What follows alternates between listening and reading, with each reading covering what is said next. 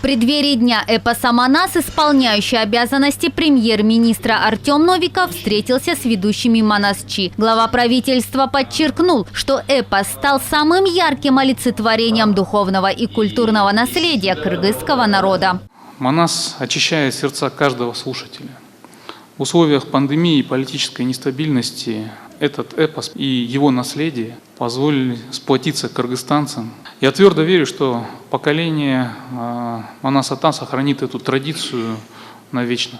Манасчи рассказали Артему Новикову о том, что в учреждениях культуры не хватает штатных единиц манасчи. Отсутствует и сам статус сказителей эпоса. Те вопросы, которые вы подняли и по статусу манасчи, и по открытию штатов, и по финансовой части, конечно, мы их проработаем, обязательно самое пристальное внимание уделим. И если не все сразу, то какую-то хотя бы часть этих вопросов на следующий год мы постараемся решить. Вы достойны самых высоких наград и условий для той деятельности, которую вы осуществляете.